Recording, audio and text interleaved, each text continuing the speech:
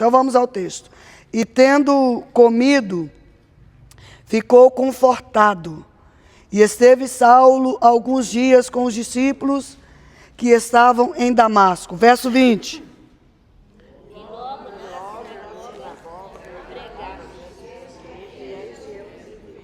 E todos os que ouviam estavam atônitos e diziam: não é este que em Jerusalém perseguia os que invocavam este nome?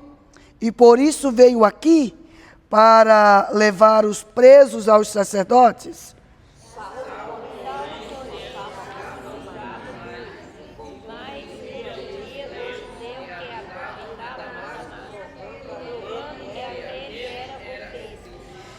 E tendo passado muitos dias, os judeus tomaram conselho entre si para o matar.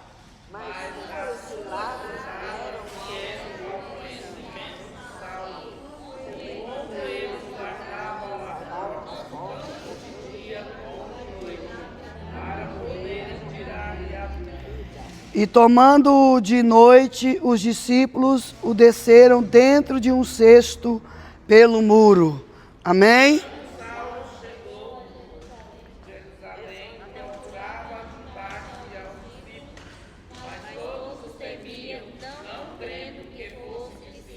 Maravilha, então tá bom. A epígrafe do texto, epígrafe é essa escrita em negrito que fica sobre o texto sagrado quando vai começar um parágrafo novo. A epígrafe do texto está escrito assim na minha aqui, que é a Bíblia do culto. O perseguidor é perseguido. Irmãos, o evangelho é isso. Eu estou dizendo às irmãs e repetindo o texto. O propósito da perseguição é transformar o perseguidor em irmão. Não é gerar um inimigo. Não é criar novas barreiras. Não é criar novo conflito. O propósito da perseguição é criar no perseguidor, torná-lo novo irmão. E Paulo agora é esse irmão. Inimaginável. Saulo, eu já disse aos irmãos, é o seu nome hebraico. Vem de Saul, a mesma raiz do nome de Saul. E agora ele teve um encontro com o Senhor. Encontro pessoal, transformador, libertador, inquestionável. Foi o próprio Cristo quem o encontrou e mandou o discípulo lá. Deus quebrou tanto o orgulho de Paulo no primeiro encontro, que ele demonstrou que ele tem tanto poder sobre os poderes humanos, que ele pega um que é perseguido e traz igual a isca na boca do peixe, para dizer: tu agora depende deste servo aqui, ó, Ananias, vai orar com você, impor-lhes as mãos, tu vai ser curado da cegueira, eu vou lhe abrir os olhos, que o entendimento já abri, vou tirar a cegueira, tu serás, através da vida de Ananias, cheio do Espírito Santo, e tu serás batizado. Irmão, isso aqui, ó, esse tripé é maravilhoso, extraordinário. É a mudança. Deus inverteu a ponta da corda. Deus botou aquele que perseguia para ser aquele que recebia o que Deus havia entregado aos seus discípulos, que é aquela ordem: ide, curai os enfermos, expulsai demônios, purificai leprosos, e façam isso em nome de Jesus o Cristo. Agora, a Bíblia vai dizer que depois que Saulo recebeu esta presença gloriosa, depois que ele foi cheio do Espírito Santo, depois que ele desceu as águas, esse barulho aí, irmão, é o pastor Joaquim preparando para casar a filha dele. Você fica tranquilo, deixa. O pastor Joaquim deve estar agoniado, casar a filha dele agora, né, no fim de semana. Então vocês imaginam agora que o Senhor, agora que Paulo encontrou-se com Jesus, ele tem 3 dias que não via, 3 dias que não via, 3 dias que não comia, 3 dias que não bebia. Nesses 3 dias, Deus teve com ele um encontro pessoal transformador. Mas deixa eu te dizer uma coisa, nem todas as provações que são frutos de encontro, tem tempo para começar e tem tempo para terminar. Tem pessoas que não sabem sair do período do encontro, não sabem mudar a fase. Paulo teve um encontro com Deus, a sua vida foi transformada. Durante esse período de experiência pessoal com Deus, ele ficou 3 dias e 3 noites. Não comia, nem bebia. Estava em jejum e tendo uma experiência pessoal transformadora. Mas depois que ele recebeu a visita de Ananias e os seus olhos foram abertos, ele desceu às águas do batismo, foi cheio do Espírito Santo, desceu às águas do batismo, ele se levantou e comeu. Levantou e comeu e bebeu e estava confortado. Porque agora a confusão acabou. A fase do medo e do conhecimento acabou. Tendo acabado essa fase da insegurança e da busca, tenha coragem para sair deste ambiente. Tem ambiente que você vai precisar ter coragem. Não é para você ficar o resto da vida aí nesse período de dor, de aflição, de sofrimento. É o primeiro impacto. O primeiro impacto foi transformador. É como você recebe uma notícia dolorosa. Primeiro impacto, você não come, não bebe, não dorme direito, as dores estão no corpo, está na mente, está tomado de medo. Mas tendo recebido a palavra de Deus, tendo recebido a presença do Espírito Santo, tendo recebido a presença de Deus na tua vida, se levante, saia do ambiente, coma, toma banho, veste roupa limpa, muda o seu semblante, tenha um semblante de quem encontrou com Deus, esteja pronto para sair do ambiente da experiência para o propósito para o qual Deus te salvou. Irmão, isso aqui, ó, eu quero que você libere esta palavra profética sobre a vida de alguém que entrou aqui esta manhã precisando receber esta palavra. Eu não sei qual dor, aflição, diagnóstico, qual batalha que você está, quais dores você está enfrentando, mas você hoje está recebendo a palavra profética. Nesse caminho de dor, Deus teve contigo uma experiência, você teve um encontro com o Senhor, mas esteja pronto para sair. Pegue na mão de alguém e diga, tenha coragem para sair. Coma, beba, coma e beba. Recebe renovo de Deus esta manhã. Coma e beba. Receba renovo de Deus esta manhã. Muda o seu semblante. Não se deixe abater. Receba renovo de Deus esta manhã. Muda o seu semblante. Dereba, súbia. Ai, choremasse. Oh, Espírito de Deus, não dá, irmão. Não é para você ficar lá o resto. Eu gosto da Bíblia, porque a Bíblia vai nos mostrando que para cada tempo Deus tem um propósito.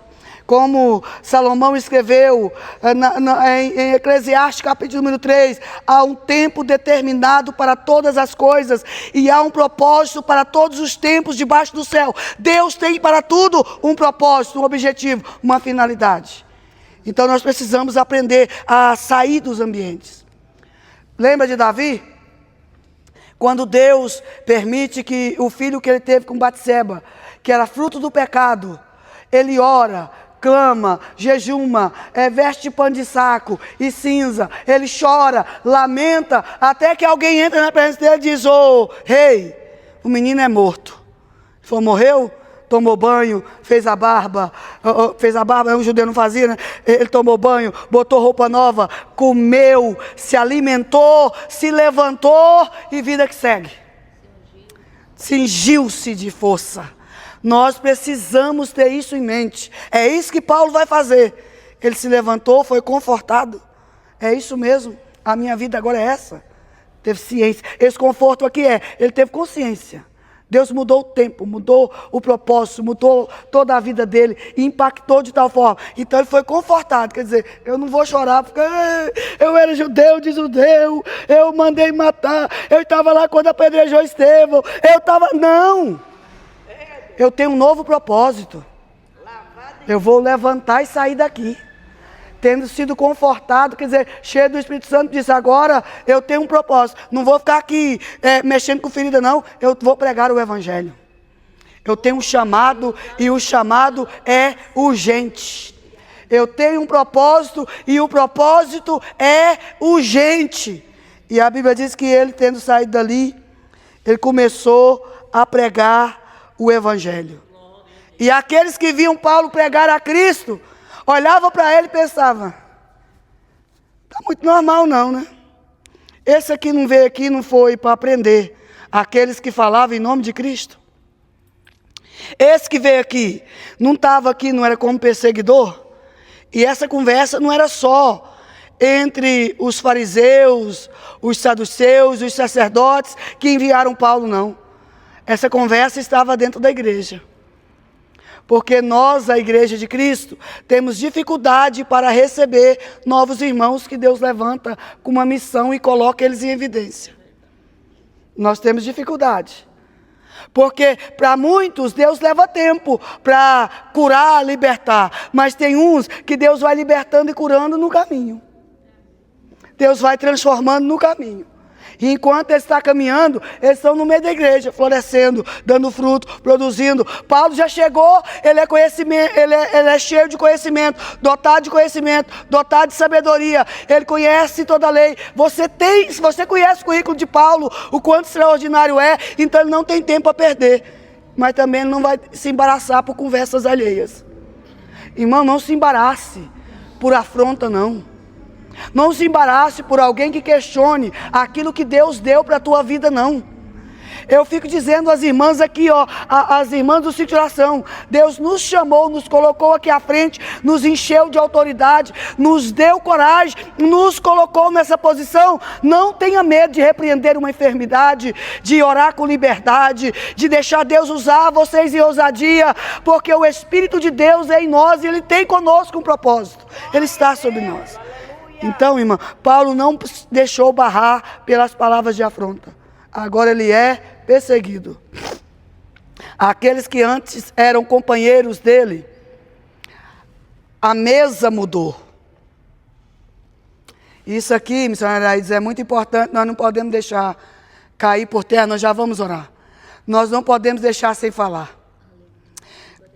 Paulo pertencia a um tipo de mesa diferente, ao sinédrio, aos sacerdotes, fariseu de fariseu. Ele tinha conhecimento, acesso à mais alta corte. Agora que ele encontrou com Jesus, a mesa mudou. Glória a Deus, aleluia. Não adianta, irmão. Você pensar que vai beber das duas fontes, comer das duas mesas. Ficar conciliando entre dois caminhos e que vai ficar confortavelmente entre os dois caminhos, não fica. Ou você terá que sair de um, ou terá que abrir mão do outro.